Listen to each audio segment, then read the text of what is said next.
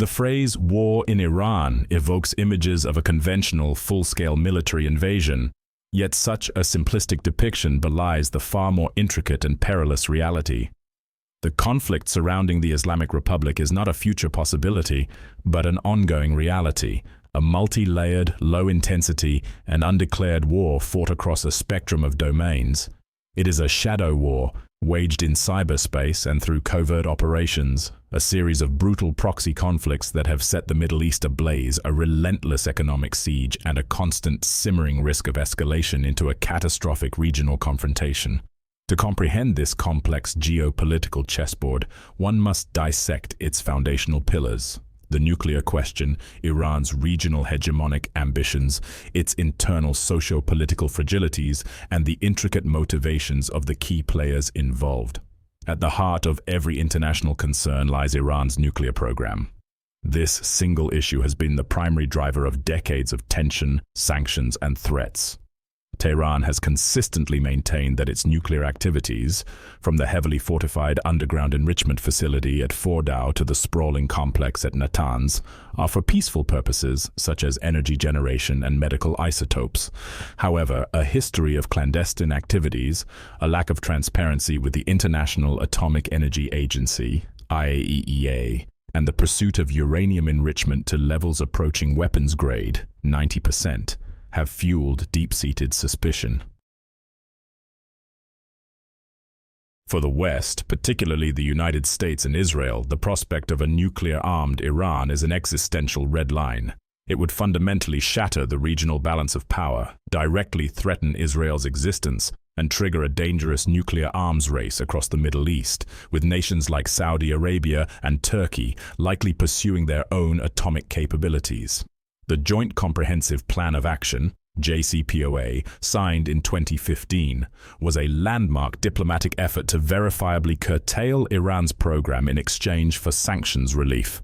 However, the unilateral withdrawal of the United States in 2018 under the Trump administration effectively rendered the deal moribund. In response, Iran methodically cast off its own commitments, accelerating its enrichment activities and reducing the breakout time needed to produce enough fissile material for a nuclear weapon to a matter of weeks.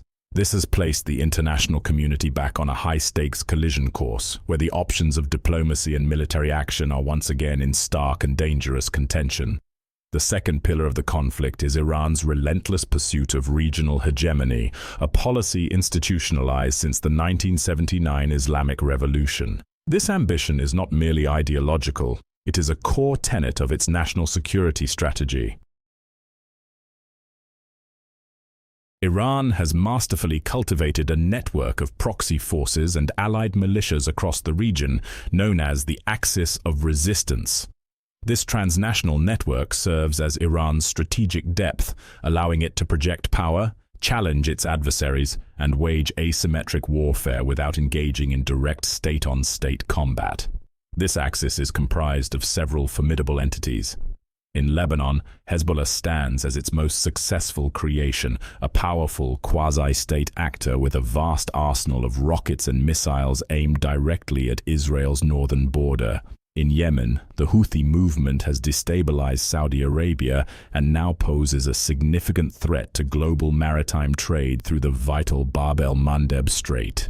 In Iraq and Syria, a constellation of Shia militias, often operating under the umbrella of the Popular Mobilization Forces, serve to attack U.S. bases and secure a land corridor stretching from Tehran to the Mediterranean.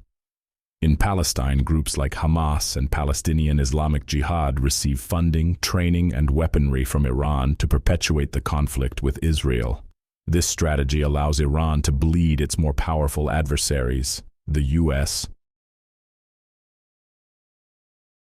and Israel, through 1,000 cuts, maintaining constant pressure while maintaining a degree of plausible deniability.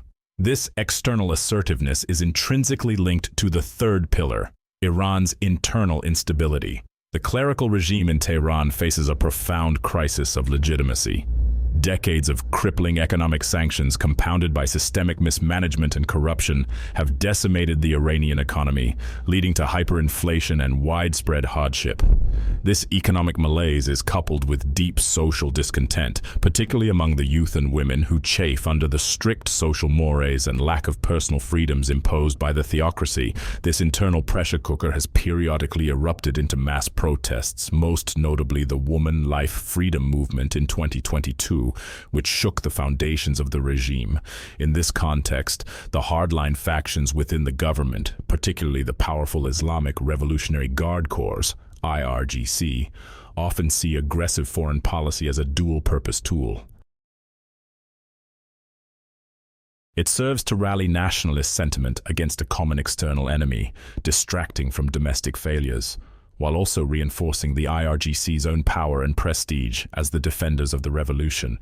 This dynamic creates a dangerous feedback loop, where internal weakness can paradoxically lead to greater external aggression. Understanding the motivations of the key state actors is crucial to mapping this conflict. For Iran, the ultimate goal is regime survival.